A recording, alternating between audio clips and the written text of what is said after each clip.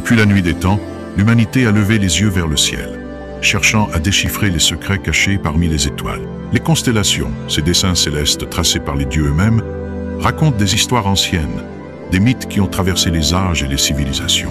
Bienvenue dans Légendes du Zodiaque, une série où nous explorerons ensemble les récits fascinants qui se cachent derrière chaque signe astrologique.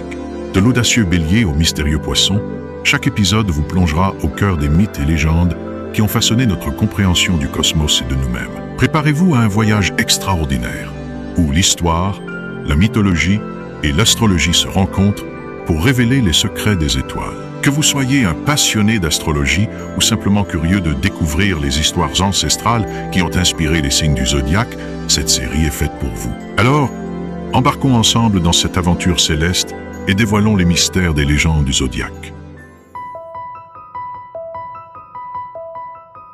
Sous le regard immuable de la Lune, l'eau s'élève et se retire comme un souffle éternel.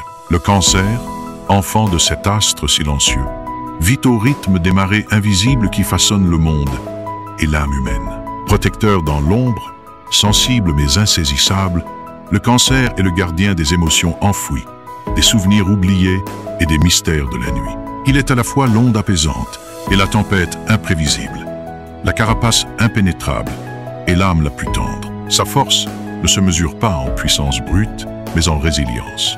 Il avance toujours, parfois en retrait, souvent en secret, mais jamais sans raison. Sa sensibilité n'est pas une faiblesse, c'est une arme affûtée, un sixième sens capable de voir au-delà des illusions. Car le Cancer n'est pas seulement un signe du zodiaque, il est une porte entre les mondes, un lien entre le passé et l'avenir, entre le visible et l'invisible. Et sous l'œil changeant de la Lune, son histoire attend d'être révélée. Dans les âges anciens, lorsque les dieux et les héros façonnaient le destin des hommes, un combat titanesque se déroulait dans un marais obscur. Un combat dont l'issue marquerait le firmament pour l'éternité. Héraclès, fils de Zeus et mortel par sa mère, avait été condamné à 12 épreuves par le roi Eurysthée. Parmi elles, l'un des défis les plus redoutables, vaincre l'hydre de Lerne, un monstre dont les têtes coupées renaissaient toujours plus nombreuses. Dans le silence inquiétant des marais, l'hydre attendait, massive, reptilienne, ses yeux luisants d'une lueur maléfique. Dès qu'Héraclès mit un pied dans la vase, elle s'éveilla, et ses têtes sifflèrent dans l'air, prêtes à dévorer l'intrus. Mais dans l'Olympe, une autre présence observait le combat avec attention. Héra, épouse de Zeus et ennemie jurée de son fils bâtard, voyait d'un mauvais œil les victoires successives du héros. Son courroux était aussi froid que la mer, aussi impitoyable qu'un raz de marée. Décidée à contrecarrer le destin d'Héraclès, elle convoqua un serviteur inattendu.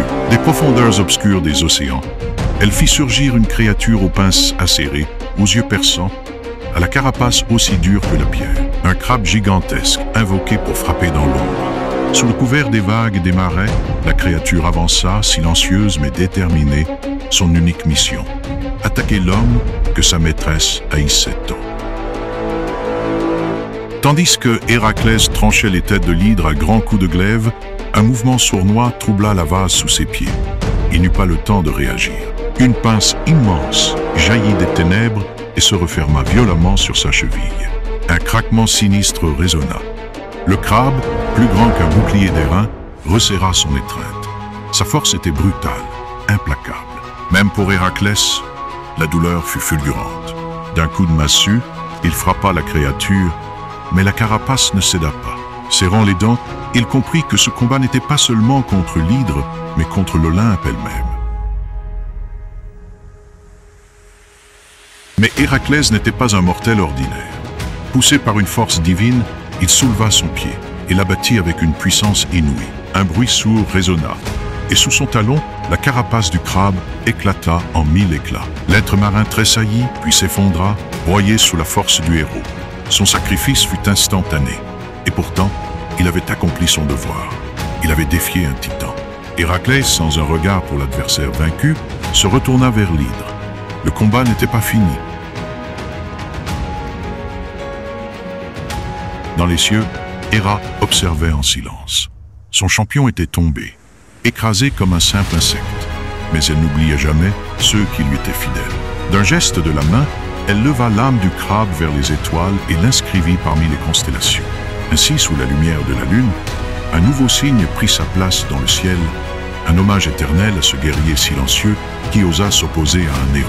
Depuis cette nuit, les étoiles du Cancer veillent sur le monde, rappelant que la force ne réside pas toujours dans la victoire, mais dans la loyauté, le courage et le sacrifice.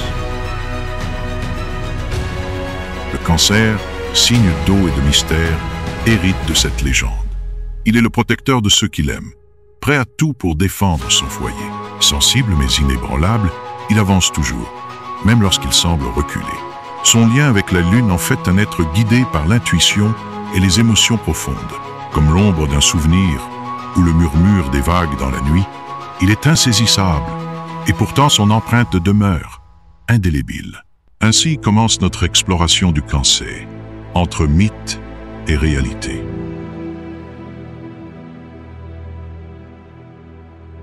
Le Cancer appartient à l'élément de l'eau. Il n'est ni le courant impétueux du Scorpion, ni la brume mystique des Poissons, mais la marée profonde qui suit les cycles lunaires. Il ressent, il absorbe, il reflète.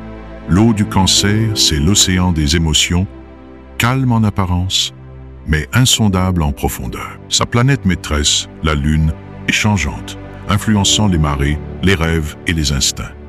Elle fait du Cancer un être hypersensible, dont l'humeur aussi comme les phases lunaires. À chaque pleine lune, il s'ouvre comme une vague déferlante. À chaque nouvelle lune, il se replie sur lui-même, cachant ses émotions sous sa carapace. Mais le Cancer est aussi un signe cardinal. Contrairement aux idées reçues, il n'est pas qu'émotion. Il est un initiateur, un bâtisseur du zodiaque. C'est lui qui pose les fondations du foyer, qui protège les siens et qui trace le lien entre passé et futur. Le Cancer avance, mais rarement en ligne droite. Comme le crabe qui le symbolise, il ne fonce pas tête baissée. Il contourne les obstacles, il se faufile, il attend le bon moment. Il ne recule pas, il prend son temps.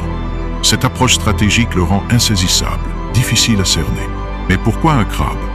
Parce qu'il représente la dualité du Cancer. Une carapace dure, un intérieur tendre. Derrière son armure, il y a un cœur vulnérable, rempli d'émotions qu'il cache pour ne pas être blessé. Le crabe est aussi un animal lunaire, vivant entre la terre et l'eau, entre le tangible et l'émotionnel.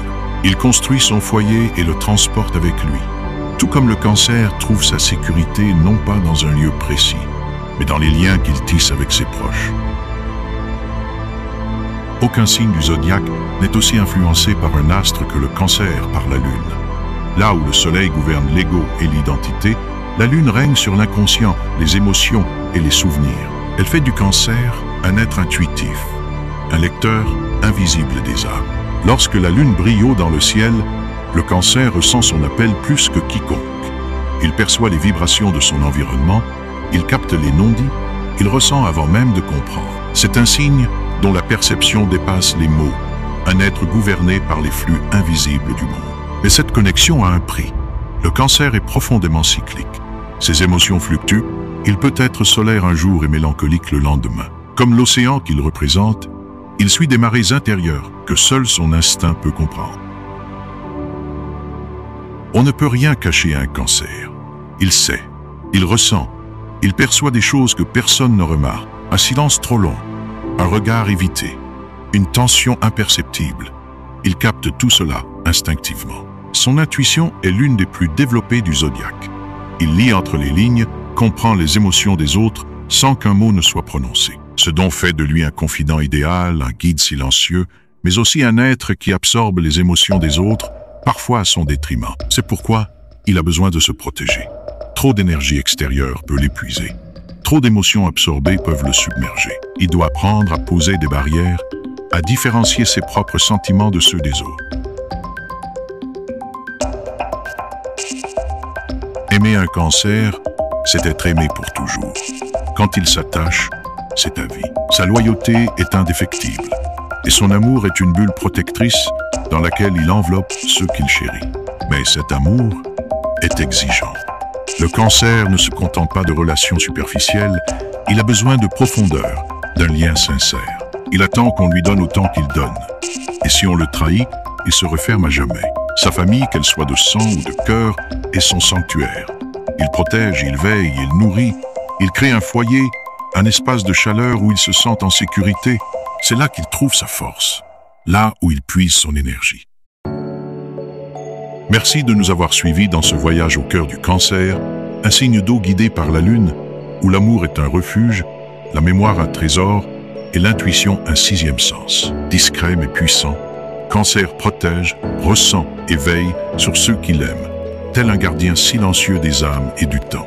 Mais l'heure n'est plus au murmure des marées, car bientôt, la lumière jaillira. Dans le prochain épisode, nous plongerons au cœur du brasier du zodiaque, là où l'ombre s'efface devant la grandeur. Préparez-vous à rencontrer le roi des astres, le lion.